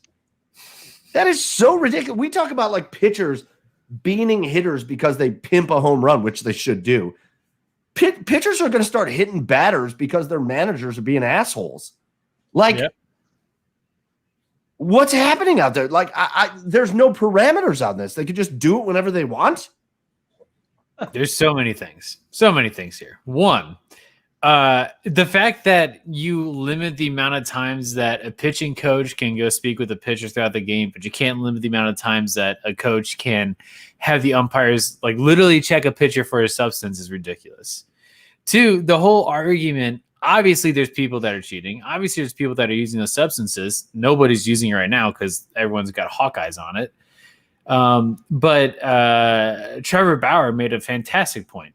He was having like a baseball on his arm or something like that. And he had just rosin and sweat and stuck the baseball to the arm. And he's like, if I didn't tell you what I had on my arm, would you think I was cheating? And like, it was some interview and they're like, well, yeah, the ball's sticking to your arm. And he's like, I'm literally using pitching rosin and sweat. So like, how is that different than maybe just wearing sunscreen or something? A number of different things that people are using as the foreign substances. But the real issue comes from the way that managers can just come out and say, hey, I think the pitcher is using something at any point throughout the game. So what Michael's referencing to with Max Scherzer and Joe Girardi last night, the first inning, Joe Girardi asked the umps to check on Max's arms and substances. Nothing. Second inning, same thing. Fourth inning, it happened, and Max Scherzer like lit up, like pulling his shirt off, unbuckling his belt, unbuckling his pants. Really, what do you want from me at this point? And the real issue that comes, like, okay, yes, that's going to get annoying during games, but the real issue comes is like, what if it's like the 8th inning and Max Scherzer has a no-hitter going, or he has a perfect game going, and the manager has no basis to call him out for using foreign substances, but he's like, I'm going to throw this guy off of his game. Let's break up the game flow. Let's break up the rhythm. Let's check him for substances. That completely can derail a potentially momentous sport or moment in baseball. Do they really think that, like, okay, did Joe Girardi really think, like, okay, checking Max in the first inning, like, that's fine? Does he really think, like, between innings, Max is like, hey, trainer guy, can you give me some of the black tar? Can you give me some of that? Black tar? What is it, heroin? Whatever the hell, they're putting on the inside of the gloves, please. I think you're looking for pine tar. And then Jesus Christ, like 3 times, like I was waiting for Max to like just look frightened after hearing like the rubber glove snap like on the umpire's hand. Maybe it's like a body cavity search a little because you never know where these guys. This will only take a minute, Max. Just bend over. Like, not again. Yeah. Great. Yeah, but I don't know. It's very dumb, guys. It's very dumb. I mean, it's not dumb in the sense that a manager should be able to ask an ump to check, but not unlimited amounts of times, for God's sake. Yeah, I don't think it's a bad thing in general, but there's got to be some parameters to this. There has to be some and actually it was Clayton Kershaw that came out today and said there's got to be some repercussion to a manager that continues to call for these checks wrongly. Right. Because listen, what's the other thing we talk about with baseball players specifically? What kind of human beings are baseball players? They're creatures of habit. They have their superstitions. They do the same thing. Every pitch has to be the same way every time. Every batting stance has to be the same way every time. That's what baseball players are. So if you've got a baseball player that's used to touching his hat right here, or like swiping his neck, or like wiping his hair, whatever, that's what they're used to doing. It doesn't, even if they're not using a substance, that's what they're used to doing. So that's what was happening with Max Scherzer. He kept touching his hat. And Joe Girardi was like, I just don't ever remember Max Scherzer touching his hat that much. Baseball players do that shit. They are like, I said it to you guys last night. I texted you. I said if Mike Clevenger wasn't recovering from Tommy John right now, he'd be checked every other pitch. Yeah. He's fidgeting, there's all kinds of weird shit. moving stuff. Yeah. Yeah. Well, I mean, superstitious, especially pitchers. Pitchers have a routine at the mound that they have to do every single time. So I'm excited. I'm excited to see Trevor Bauer. Did you guys see Joe Kelly's thing? No. Joe Kelly got checked last night as well. And at the end of the game, he went up to the umps and he gave him his glasses. And the umps were like, this isn't part of the check. He's like, yeah, you should check it out, though, because they're pretty sick. Dude, I forgot to say this, though. Like, are there such things as legal substances for pitchers to use? No. Well, there's rosin. That's rosin. Because rosin. Because rosin and sweat. I meant to bring this up last podcast. Tyler Glasnow last week said something that just kind of was like, dude, are you yeah. That was weird. Are you openly admitting to cheating? He's like, oh well, you can't just not let us use anything. Right. Yeah. What are you using, Tyler? Again, it's baseball. Chad, we've talked about this 1,000 times with baseball. Baseball is it's the sport that old people think is the purest of sports, but in reality, it is the most cheated in sport of all time. Since the goddamn game was invented. Since the goddamn game was invented. Right. Whether it's steroids or cleat length or rubbing shit on the ball or using a different ball or corking bats or whatever, baseball is the single most cheated in game of all time. So so now you've got these pitchers. You've got these pitchers that are coming out being like, I can't use anything. Because to them it's ridiculous. They've been using shit since they were in high school. Yeah. And let me tell you something too. And I talked to there's a guy I work with at the Q who's a certified baseball historian. He works at Cooperstown now. MLB also throughout the years, the way they've picked and choose which cheating scandals they expose, and that's a whole another conversation. All right, boys. So we're gonna do some quick hitters here before we get to something fun that I have planned for you two as our last segment of the show. But we're gonna do some quick hitters, and the first quick hitter we're gonna do is gonna stay in baseball, and it's gonna focus on the Indians for a minute. How fucked are they right now? How royally fucked are the Cleveland Indians right now? Not. I mean, you don't think so? I don't think so because I look. I mean, the White Sox are going to be tough to catch this second. No. Stop talking about the division. Just currently where they're at. Fucked. Have you seen their pitching rotation for the next 7 days? Yeah, it's not good. I'm going to the game a week from Friday. Did you say it's not good? Yeah. No, it's not good. Right. It's the worst. Paul Hassenmacher is available. Listen. We will be playing for a wild card spot. No. And you're not going to do this. This is not the same Indians. This isn't the same Indians, and it hasn't been this year. We have been so used to the top 3 or 4 starting pitchers being great, and our top 3 pitchers have been very good this year. It's between Bieber and Plesac and Savali, 3 of them really good. Everybody else has been trash, like real bad. Not just like, oh, they've been 50-50. No, they've been trash. The 4 and 5 starter positions have been so bad. Tristan McKenzie can't throw strikes. Who's the guy that pitched last night that throws the ridiculous changeup? Eli Morgan. Really good for like 4 innings, and then all of a sudden, boom, home run, boom, home run. The 4 that middle relief / 4 and 5 have been so bad. The Indians are in a really scary place right now. Mm-hmm. And Joe, I agree with you. I think they will be competing towards the end of the year. Here's what I'm nervous about, and I want to hear your take on this. Every year I bitch about how the Indians handle business because it's bullshit, how they handle business. Yep. And yet every year, the one thing that they do that I appreciate and I agree with is every year, if they are in contention, they make moves. They make their moves at the deadline. I am super nervous. The Indians are really good at finding excuses to not do things. And I am really, really nervous that the downfall of Bieber, Plesac, Savali, Roberto Perez, Franmil Reyes is going to give them an excuse to not do what they need to do at the trade deadline.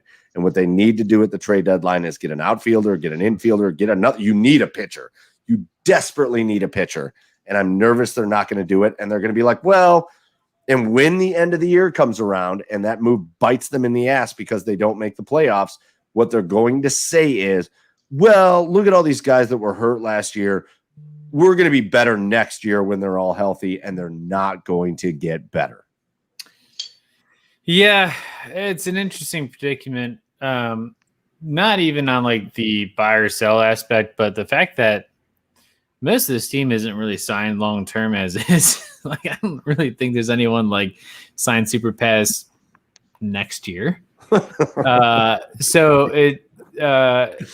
it kind of puts everyone in a weird position because you could justify like, well, maybe that means that they could maybe trade some minor piece for maybe a bigger piece that could help out as a rental for the rest of the season, or maybe they actually go out and look for somebody that has some length in their contract and can be with the team long term, which they've done in the past at the trade deadline, like with Brad Hand and Adam Simber. Rest in peace. He's not dead. Well, he's not on the team anymore. Yeah, that's why we're here to celebrate the death of Wade Boggs. He's not dead. No, please tell me you've seen that episode of It's Always Sunny. Have you guys seen yeah. Oh, yeah. The Wade Boggs challenge. Wade Boggs is very much alive. 70 beers on a flight from Philly to LA. Yeah. No, but who hasn't done that? He went 3 for 4 the next day. He went 3 for 4 the next day. I love it. It's tough. I'm literally going to pitch both sides because I don't know which side is the right way to go. Obviously, we want to buy because we want to have an exciting second half of the season as fans. But I agree. I think that the front office would use the excuse of like, well, you know, we got a lot of guys injured right now, and we weren't really going to contend anyways when they came back. So maybe we'll trade off, you know. Well, See, I'm not worried about. Here's the thing: I'm not worried about that I think some irrational Indians fans are worried about. I don't think I don't think they're going to be sellers because you don't have anybody to sell. There's nobody. There's maybe Harold Ramirez could be a sell. Maybe you can sell Nettie Rosario, Cesar. Yeah, but those are 1-year guys. That is what it is. Those are 1-year guys. You can sell rentals. You can sell those. But what I'm saying is you're not going to sell Shane Bieber. You're not going to sell Aaron Savali. You're not going to sell Franmil Reyes or Josh Naylor or Jose Ramirez. We're not talking about a true sell. If they were to sell, you're selling 1-year rental players, which I don't want to do, but it's not a true sell. I'm not worried about them selling. What I'm worried about them doing is just standing pat and saying, well, if we were healthy, we'd be great. No, you wouldn't. You weren't great when you were healthy. Yeah. You were fine when you were healthy. You were fine when you were healthy. You weren't great. You were an 85 win team when you were healthy. Everybody's talking about, oh, they're 10 games over 500. Yeah, that gets you 85, 86 wins. Congrats. What a spectacular season you've had. Yeah, that goes back to like when do you criticize this team? Like, yeah, it's because it's such a long season. Like, yeah, it's like you said, and this is to your point, Mike. Like, oh yeah, the Indians are 10 games over 500. Yeah, that's great, but sorry, I'm not going to get excited. It's great, but I'm not going to get excited about a 4-game sweep of the fucking Orioles. Like, there's no there's it all goes back to the same thing. I'd rather have them 10 games over 500 than 10 games under. Right. But we're not talking about like competing for championships. We're talking about like, do we want them to be slightly better than average or do we want them to be below average? Those are our options. So my hope is that the Indians front office approaches this trade deadline that's a month away and says, listen, we went into this season with one of the lowest payrolls in baseball and a bullshit roster, because this is a bullshit roster, even though they're playing okay. It's a bullshit roster. We went into this with a bullshit roster. Now we got to make a move. That's what they need to do. If they don't do that, it's going to be so disappointing. But anyways, all right, quick hitters. Chad. The good news is you're getting Roberto Perez and Franmil back soon as they're on rehab starts. That is good news. Yep. Yeah. Chad. Yo. Couple quick hitters before we get to the fun thing that I have planned for you and Joey to end the show. NHL playoffs. Yeah. As we talk right now, the Lightning and Islanders, as we get close to ending the third period, are knotted up at 2. Boy, oh boy, the snipe that Mayfield just had to tie this game up has that Coliseum rocking. Like, I want to be in that atmosphere right now. Like there's that's part of the reason why, like, during those Cavs good years. Yeah. Mike, one of the best things about working in sports is being in that atmosphere and feeling that energy of the crowd. Yeah. I mean, you almost feel like you're a player on the court when you feel that energy. And God almighty, that atmosphere in that Coliseum right now is just rocking. And I sure hope the Islanders force a Game 7 here. Okay, Joe, hockey question. We spent a lot of time talking about these playoff teams. We spent a lot of time talking about these playoff players. Why didn't we ever talk about Vasilevsky? Like, is that guy not the best goalie in hockey? Like, yeah, or deserves to be in the question? Why did we never talk about him? He didn't get the Vezina this year, did he? Well, Vezina hasn't been awarded yet. But even if he doesn't, it's almost at this point. We never talk about Tampa. We never talk about Tampa. I was going to say that's the whole thing. They won the Stanley Cup last year. They won the Stanley Cup last year, and we still didn't talk about them this year. We still didn't talk about them, and they have been the best team in the playoffs so far. I still don't feel like talking about them, to be honest. Right. And then you've got this guy in Vasilevsky in goal for them that we don't talk about. And I feel like we're at the point, Chad, Joe, I feel like we're at the point, you know why LeBron doesn't win MVPs anymore? Why? Because he's won a bunch of MVPs, so they just don't award them to him anymore. Oh, hand up. Oh, sorry. The reason LeBron doesn't win MVPs anymore is because they're like bored of giving them to him. Yeah. It's the only reason, because still nobody's doing what he does. No. Vasilevsky's kind of the same way. It's like, oh, he's just like the best out there, so let's talk about these other guys. And yet Tampa gets into the playoffs, and he's the best goalie in the playoffs. Why don't we talk about these team and these guys anymore? I don't know. I mean, I don't know if they're just not like – it's not that it's not exciting. I don't know. It's like a weird conundrum, though, because, like, we sit here and we've watched them all season. We watched them in the playoffs, and we know that this is a phenomenal team. Yeah. But yet, going to the playoffs, nobody picked Tampa. We were saying Florida was going to beat Tampa in the first round. Like, yeah, right. Or Carolina was going to beat them in the second round if they lost or they beat Florida. So it's like, no, we have zero. It might just be an Ohio thing. Being Blue Jackets fans and fans of our other teams, it's just like, I don't know if we're just not giving them the respect they deserve or what. But like, I mean, I was thinking that it was going to be Capitals or Bruins coming from the East. Like, Yeah. no doubt. Boys, I'll tell you why. I'll tell you why we haven't talked Vasilevsky. First off, because you had Kucherov and Stamkos come back from injury, and they have just been lighting it up. And Vasilevsky has a shitload of depth in front of him. That while he is the best goalie in the NHL, but really the best goalie in these playoffs right now is Carey Price. Carey Price has single-handedly led this Montreal Canadiens team to one win away from getting into the Cup final, and to me, Carey Price has been the best goalie in these playoffs. It's the hardest team not to root for is Montreal. So we've got Tampa Bay and the Islanders are about to go to overtime. Islanders need to win to extend the series, or Tampa Bay goes back to the Stanley Cup Finals again. And then on the other side, you got Vegas and you got Montreal. Vegas is not really a surprise, except for, I mean, they're a little bit of a surprise in that, taking out Colorado. Colorado was the team, I think they were the fashionable pick.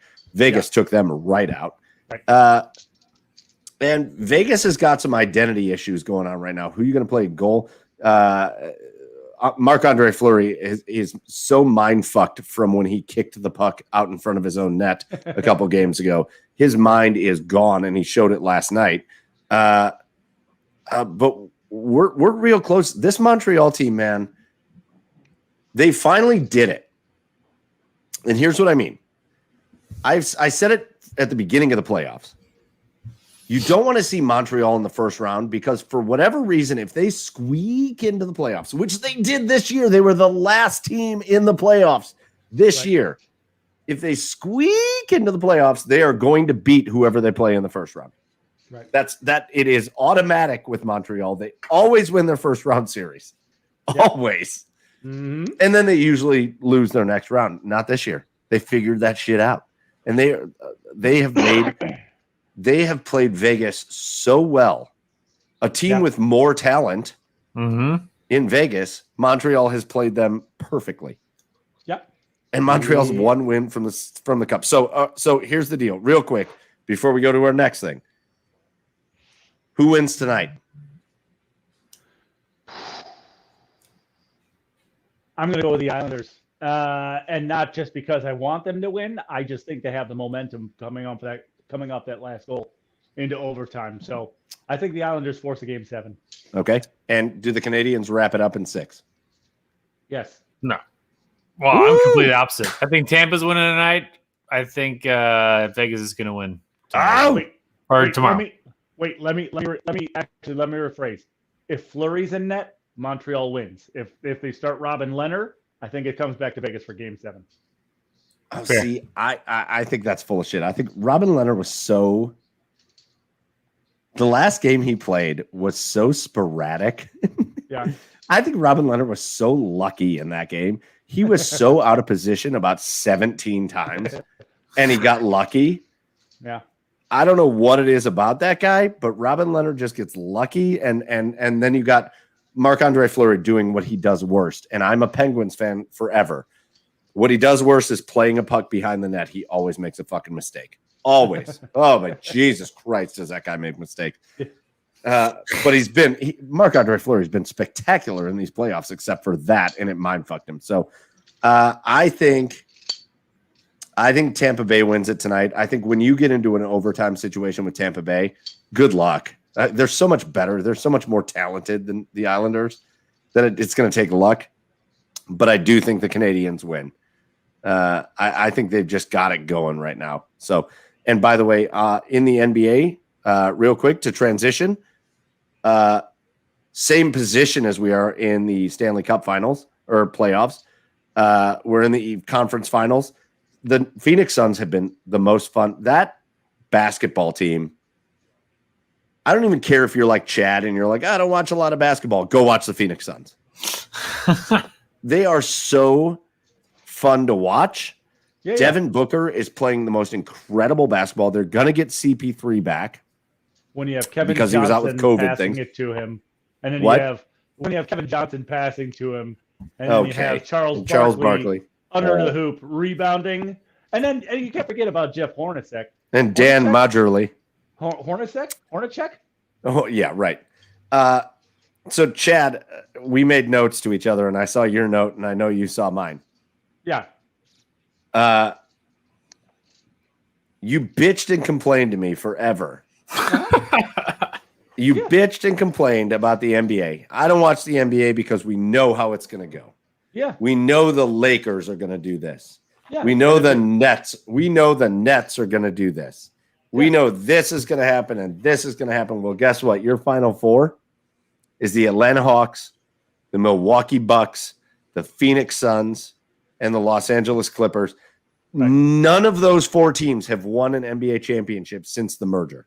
Yeah, none of the four. So whoever wins the title this year is going to be the first time they did it since the merger. And let me tell you something. I love that. But the only reason that happened was because of injuries. Really? What injuries? The only reason. What injuries? Injuries? The Brooklyn Nets were shit pumping the Milwaukee Bucks. Without Harden. Without Harden the first two games. Without Harden. But then Harden came back. Without Harden. Harden came back at way less than 100%. And the Brooklyn Nets were up 2-1, by the way, and they were winning game 4 when Kyrie Irving went out without Harden. Again, so Harden came back by himself. Kyrie sprained his ankle. Harden came back. Kyrie sprained his ankle and was out the rest of the season. Of course he did, because that's what Kyrie does every year. Harden came back at less than 100%. Same thing with the Lakers. The Lakers were up on the Suns for 2-1. They were winning game 4 when Anthony Davis went out with a groin injury. So injuries are the reason that it didn't happen. So that's all. That's all. And Quick shout out to our Cannons and Tomahawks podcast. What's up, guys? Hey, what up, boys? I think it's excuses. It's excuses from you. Oh man. Oh, Kyrie got hurt. Okay, James Harden came back. They still didn't win. They still didn't win. But like James as a Harden Cleveland fan, as a Cleveland fan, are you gonna say when Kyrie fractured his whole like fucking leg in the finals, you're gonna be like, well, we would have had it if that didn't happen. First of all, you were dishing out excuses in that finals just as much. I didn't know that was his fucking leg. I didn't know that was his fucking leg. All of it. His whole leg shattered. That's the leg he fucked with. Yeah. So listen, you act like this doesn't happen every year in every. Again, this is the thing we talk about with the NBA that drives me crazy. The NBA is like in people's minds, it's held to a different standard. Acting like this shit doesn't happen in every sport every year. Yeah, you can't do that argument though. Yes, you can. No, you can't. No, yes, you can. Because when somebody goes down, when one star player goes down on an NBA roster, that's 20% of your starting force that's missing from the team. 20. So if you lost 20% of your NFL starters before a playoff game, you're saying you're going to win that playoff game? You mean to tell me every single year the Cavs went to the finals, you didn't know that it was going to be Cavs Warriors? No. Bullshit. I didn't. Shit. I did. The Warriors had to come back. The Warriors had to come back from 3-1 against the Thunder one year. I didn't think that was going to happen. Bullshit. No. Okay, fine. So 3 out of those 4 years. 3 out of those 4 years. You're full of shit. You're full of shit. No, I'm not. No, yes, you are. When the Cavs went down 2-0 to the Toronto Raptors. Zero parity in the NBA. You're full of, there's 4 teams that haven't won the championship since the merger. Zero parity. Because of 4 teams that haven't won the championship since the merger. Because of injuries. Everybody's dealt with injuries. Everybody's dealt with injuries. Everybody's dealt with injuries. They've all dealt with injuries. Hey, Kawhi Leonard is not playing for the Clippers, and they're in the conference finals. Chris Paul just missed 2 games because of COVID. Those are the 2 biggest stars in that series. Don't bullshit that. Don't bullshit me on that. It happens every and the year. Lakers. If key players on the Nets and the Lakers didn't get injured, they would have been in the finals. No chance for the Lakers. No chance. All right, chance. Stay delusional about the NBA, Mike. That's fine. You think if Anthony Davis played, the Lakers would have beat the Suns? Oh, no chance. No chance. They were up 2-1 and they winning game 4 without it before he was injured. Nope. You're Nope. full of shit. No chance. Full of shit. Nope. Nope. It would not have. Oh my God. Okay. All right. That's okay. You guys are. It's just, I love and it. Chad, more specifically, you're just so, you want that narrative to be such a thing. You want that narrative to be a thing. It's been proven. It's not proven. It's not a The narrative. Cavs and Warriors played each other for 4 straight fucking finals. It's Yeah, been they were proven. great. They were great. They were great. Okay. All right. It happens Fine. in other sports. It happens in other sports. Okay. All right. Patriots, the Yankees, the Tampa Bay Lightning. Who are How they? about that?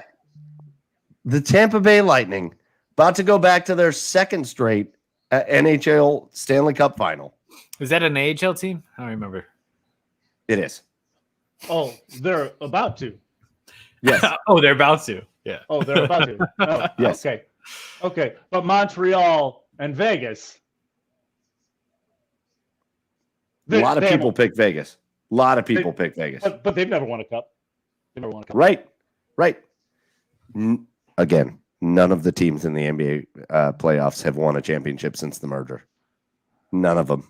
It's only And Atlanta just beat Milwaukee. It's only because of injuries. That's it. No, it's not. No, it Yes, isn't. It is. Yes, it is. No, it isn't. Oh my God! I can't wait for Brooklyn and the Lakers to meet in the finals next year. So It's not going to happen. I can just throw that shit in your face. It's not gonna wait for Brooklyn. I cannot wait. There for should be a Brooklyn and bet, the Lakers though. to It's meet not gonna in the happen. finals next year. We're definitely creating some type of show bet for this. Yeah, Sure. of course. It's Sure. it's so stupid. Okay. Let's see here. Okay. So the last thing I had planned for this episode before we get out of here, and this is just fun. This is Chad versus Joe. Oh God. So what has been on my TV more than anything else these last couple weeks? Ooh. It's been the Euros, the Euro soccer tournament over in Europe. Okay. It's been phenomenal. The group stage ended today, so the round of 16 is set, and it's been awesome to watch. And I don't know how familiar you guys are with the Euros, but I have watched it. It is one of those things. It's kind of like, guys, if you remember during COVID last year when like the NHL was playing games at noon and then 3 and then 7, and like that's how the Euros have been. Games start at 9 a.m. and then like 9, noon, 3, you just go all day. It's been great. Yeah. So here's the deal, boys. I want to show the world how smart we are here on the Garage Beers podcast. Oh, Well, shit. Oh God. Chad, eat her Snickers. You're turning into a Karen. Yes. I will say, I haven't heard your voice gotten that high before. That was like, that was squealy. That was pretty squealy. I don't have a. And you Snickers, can't even though, say but I'll anything find to something. Alex because he is walking around in some beautiful Garage Beers merchandise. So here's what I want to know. Say whatever I want to to show. Alex. Hey, I want Alex, shut the fuck up. fuck off. I want to show the world how smart Joey and Chad are here on the Garage Beers podcast. So in honor of the Euros, which are entering the knockout stage, which is just the greatest, I put together some trivia. European trivia. So here's the rule on European trivia. You're not allowed to just say, I don't know, and walk away. Oh, Okay. God. You have to venture a guess. I'm going to keep score here. And if you get it wrong, the other person has a chance to steal. But I'm going to keep a score of points, and we're going to see who is the European trivia master. Okay? Okay. Here we go. All right, so Chad, you get the first question. And I go in order of like easiest, and then it gets weirder. Okay. What Tom country's Cruise. capital is Athens, Chad? Oh, that's easy. Greece. Nailed it. Chad gets a point. Boom. Joe, what 4 countries make up the United Kingdom? Bullshit. This is like, well, I think I do this one. This reminds me of Monty Python, the Holy Grail, where it's like, what's your name? What Lots of is your brains. favorite color? Blue. No, green. United Kingdom is Great Britain, Yeah, well, fair. Scotland, Wales, and oh shit. There's a fourth. It's not Ireland, is it? No. It's not Ireland. Oh fuck. Dad, can you steal it? Great Britain, Scotland, Wales, England. Okay, cool. Neither of you got that right, so All that right. was the second easiest question. All right. It's England, which you can also call Great Britain. England and Great Britain are the same. Scotland and Wales, and Northern Ireland. Not Ireland. Northern Ireland. It's semantics. That's a technicality. That's a Yeah, well. technicality. All right, Chad, this comes back to you. Europe's tallest mountain, longest river, and tallest building are all in what country? What the fuck? dude. Yeah. France. No, France. Joey. Oh God! Repeat the No, question, idiot. please. What? What was the question? Europe's tallest mountain, longest river, and tallest building are all in what country?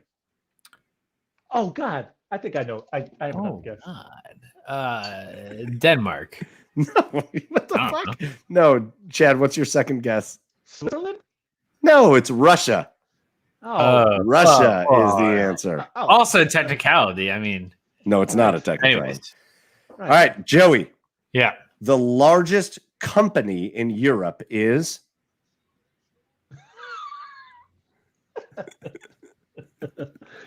Where are you getting these from? go. Come on. Playboy. No, I don't know. Sky? No, House. Chad. Oh God! Skynet. Skynet. He just said that, you stupid asshole. That's Oh, Skynet. oh, That's all right. Terminator, dude. We're gonna go with KB Toy Stores. The largest company in Europe, you stupid. Name European company. did. Volkswagen is the largest company in Europe. Hey. Oh yeah, it's a Volkswagen. Not a All right, singular, Chad. not an English media company. Chad, you What? can get from this European company, country, sorry, give me the country. You can get from this European country to Africa in a half hour. I got this. What the hell? I'm trying to think of the map in Europe in my head. 5. Spain. 4. Spain. Spain is the Spain. correct answer. Chad leads Yeah. 2-0. Yeah. Joey, Yes. in France, it is Islanders just illegal. won it. Did the Islanders win? Islanders just won OT. it. Game 7, baby. Let's go. All right, Joey, this goes back to you, Joe. In France, it is illegal to name a pig a certain name. What name is it? Pig. No, it's not pig. Chad. Charlotte's Web. Napoleon, you idiots. Oh God! Really, What? idiots. Think of something French related at least. Oh, Pig. Oh, Napoleon. Ooh, this one's good. In what country, Chad, Okay. is it illegal to flush your toilet after 10 p.m.? India. In Europe, you dumbass.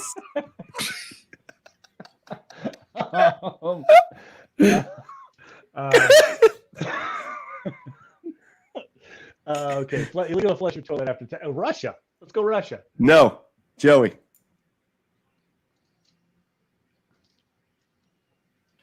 Sweden. You were so close. Switzerland. Oh God. I've asked a lot of questions and we only have 2 points on the board. Yeah, and they're all Chads. Yeah, we're smart. All right, Joey. What country has won the most World's Strongest Men titles? The World's Strongest Man competition. Which country has won the most in Europe? This is Denmark. No, it ain't. Chad. God. It's got to be a Nordic. Like Austria? It is Poland. Poland. You dopes. Damn it. Oh, yeah. Damn it. You fucking All right, moron. Chad, this is kind of a toss-up question, or this is like a gimme question for you. Sorry. No way. Joe. What is No way. this? Why is he eating all the gimmies? Chad, what's the smallest country in Europe? Luxembourg. No, it is not. Jesus Christ. Liechtenstein. Really? Liechtenstein. Stop guessing. Stop Sweden. guessing. Joe. Sweden. No. Sweden's one of the largest countries in Europe. Oh, I meant you idiot. Switzerland. Fuck. Dipshit. No. Hey, guys. There's a city in Europe that's a country. What city is it? The Vatican? Yes, Cleveland. you idiots, but you Cleveland. don't get a point for that. Cleveland. It's the Vatican. Vatican City is the smallest country in Europe. Oh, I've been there. I should know that. All right, Joe, this one's for you. I'm so excited for this one. Joe, there are 5 countries that are geographically located in both Europe and Asia. Name 3 of them. Russia, obviously. One. Russia. Russia. I'm not going to count which ones you have right, though, but Russia is right because everybody knows that. Turkey? That kind of feels like a toss-up. All right, you've Turkey guessed one? 2. You've guessed 2. Yeah, I guess 2. And then we're going to go with, hell, I don't know, Lithuania and... I asked you to guess 3. So guess Yeah. Lithuania. Yep, Turkey Wrong. and Russia. Chad, 3 countries that are both European and Asian. Russia. Croatia. No, it's not Croatia. Czechoslovakia. Nailed it. And Turkmenistan. And and That was relatively close. Oh, you did name one, but it doesn't count because that's like the 7th country you've named. So the 5 countries are Russia and Turkey. So Joe, you have 2. Shit. Turkey, And then Kazakhstan, Okay. Georgia, Yeah, and Azerbaijan. and Azerbaijan. I got him right. that was my next one. Yeah. Chad, Nailed it. found in France. What is the most visited attraction in Europe? Mona Lisa. I cannot give you points for that. Eiffel Tower. Hi. And I can't Right. give you points for that. Fucking shit. What's Chill. mine? The Louvre? So The Chad Louvre? gave it is the Louvre, Oh, but Oh, the art. is the Louvre. Yeah. but you got to say the Louvre. I've never been here. I was supposed to go in March of 2020, but All right, Fun fact. Joe, this is a Fun gimme fact. for you. Fun This is a fact. gimme for you. fun fact: the It's Mona not. Lisa is basically the size of a laptop. I've seen You've it. never been there. And it is. And Yeah. yes, more chocolate is bought in this country's airport than anywhere else in the world. oh, Switzerland. Hey, Chad, it's Joey's answer. Switzerland. No. I don't know. I literally don't know. Belgium, probably. Yeah, Throwing you Belgium. off the scent. You know what? I'm going to give Joe a point for Belgium because it is Why? Belgium. More chocolate is bought in Belgium's airport than any other place in the world. All right, Chad.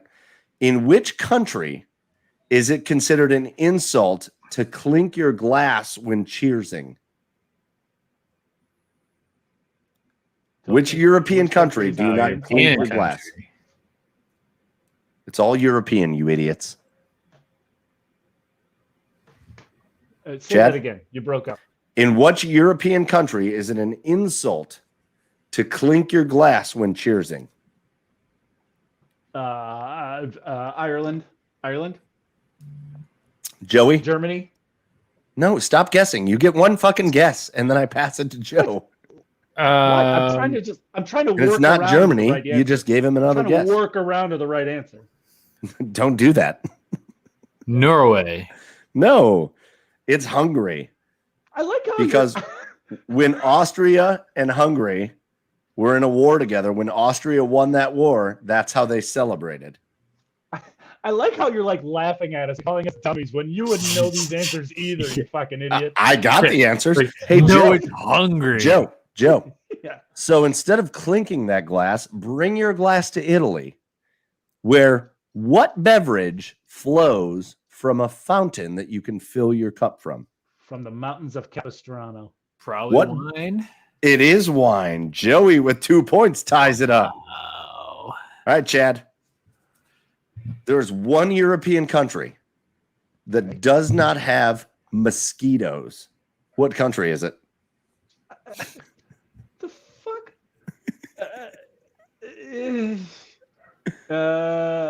Finland. Idiot. No. Joey. Idiot. You dumbass. What's north enough? I want to go with Lithuania again. Cannons and Tomahawks guess Arkansas. Not correct. You're going to go Lithuania again? You're going to be wrong again. It's Iceland. Iceland does not have mosquitoes. Little do you know, Cannons and Tomahawks meant Arkansas, Iceland. The town of Arkansas, Iceland. Joey, all right, there's 3 questions left, and we're tied. So somebody's got a good question right here. Really coming down to the wire. It is estimated that 1 in 10 Europeans have been conceived in a bed made by which company? I'm going to say it. Is it obvious? Like an obvious company? I'm not saying anything. IKEA. It's got to be IKEA. It is IKEA. Joey Go! takes the lead with 2 questions left. Jesus Christ. All right, Chad, you got some work to do. What European country has more McDonald's per capita than any other country? In the world? Russia. Yeah, anywhere. What? Did you say Russia? Prussia. Chad, what'd you say? Russia. Prussia? No, Joe. Germany. Is Prussia, I think so. What? England. What'd you say, Chad? Joe? England. Germany, because we haven't had a Germany question yet. Germany does have a ton of McDonald's, but Sweden is the country that has more McDonald's than any other country per capita. All right, Joe. How did I not know that? Joe, you can end it right here. Last question. Which country has the highest birth rate? Oh, Sweden is always banging. It's Joe's. It's Joey's. What? And this answer actually is obvious. Obvious. Yes. What? Who? Norway. It's not Norway. Chad, you can tie it up and force overtime. Think about it. Yeah. Lots of babies get born here. Lots of big families. What country in Europe has the highest birth rate? Italy. Jesus fucking Christ. Chad, you lose. You lose. Yay! The highest birth rate in Europe belongs to Ireland. You morons. What the fuck? This is under protest, but I will take the win. Joey gets the win. Yeah. Joey is the European champion, the WWE European champion. Here I was like ready for like some sports questions. I'm trying to think. I watched so much Premier League last summer. No. And I was like, oh shit, I gotta remember all the players and all the teams and all the coaches and managers. And then you come out with like geography questions, and that's not my Such a expertise jackass. at Like, all. oh my god, I can't believe you did know Hungary doesn't clink their glasses. You fucking moron. You idiots. Look at Cannons and Tomahawk thinks you are an idiot. Yeah. Oh yeah. Idiot. Yeah. Total moron. That's fair. All right, boys. That's going to do it for us. A very fun episode. We got very fun things coming up, including more Olympic things, which we will share at a later date. But for this episode, that is going to do it for us. If you joined us on the live stream, thank you so much. If you're listening, thank you.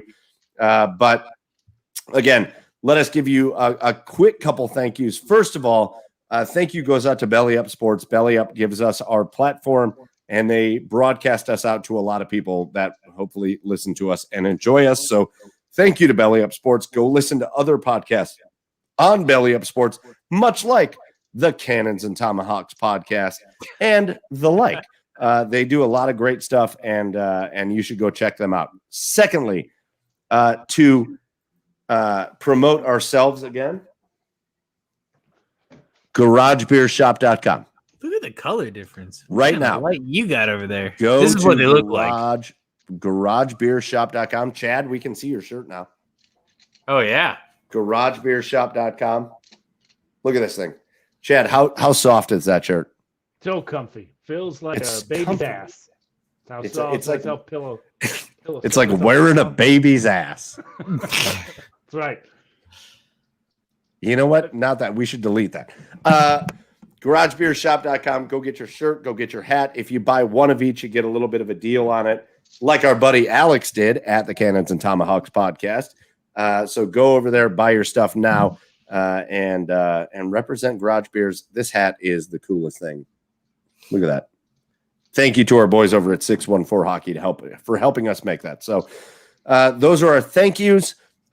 For Chad over there on the east side of Cleveland at Garage Beers, Chad. For Joe over there in Nashville, Tennessee at Garage Beers, Joe. I am Michael Keefe at Garage Beers. We're not going to 3 cheers? Oh, my God. We didn't do 3 cheers. Yeah. All right, 3 cheers, and then we go. 3 cheers. Okay. 3 cheers, and then we'll go. Chad, what's your cheer? Well, Mike, I'm not sure if you were still there when he was there or not, but I'd like to give my cheers out to former Lake Erie Crusher, Mickey Jones. Yes. Today. He got picked up by the Orioles, got in the game today, and struck out Gutierrez. God, why is it not thinking? But struck out a guy on a nasty knuckleball.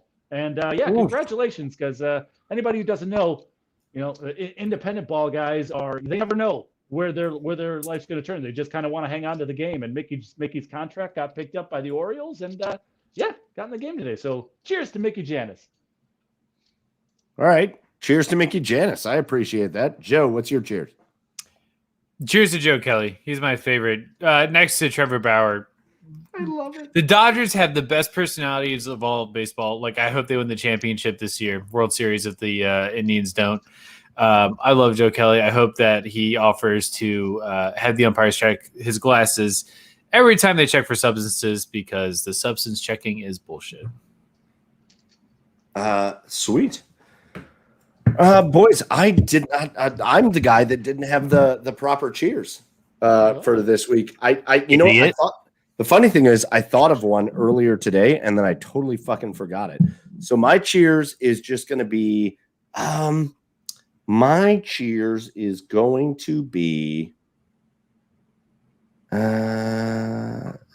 not great. It's not great when I can't think of one. You know what? My cheers is just going to be Joey coming home this weekend, hitting the golf course. How about that? Hitting the golf course this weekend, and just hanging out with family, and that's it. Just beautiful weather today, and hanging out with Joey on the golf course this weekend. That's going to be my cheer, because I'm an asshole and didn't think of anything in advance. But it's fair. Boom. And here's to Europe. Here's to fucking Europe. Here's to Europe. Cheers to that. All right, boys, let's get out of here. Again, thank you to Belly Up Sports. Thank you to our sponsors on there. And thank you to you, the listeners. As always, our biggest thank you goes out to you, the listeners. Keep checking us out on our socials, on Facebook, Twitter, Instagram. Check us out on TikTok. We're doing a lot of – Chad put out – you know what? Fuck that. Reverse that. My cheer of the week goes to Chad for his Bryson DeChambeau video on TikTok, because that shit was hilarious. Yeah. Bryson DeChambeau lost another tournament because he sucks, and Chad made a great video about it. So you get my cheer of the week, Chad. As a person and as a golfer, he sucks. It's as in everything. So go check us out on all our socials. Otherwise, it was awesome spending episode 70 with you, whether you were live streaming or whether you're listening to us later. Give us a follow, give us a rating, give us a review, and tell your friends about us. Otherwise, get over to garagebeershop.com, buy some merchandise, and we will see you next week for episode 71. Cheers, everybody.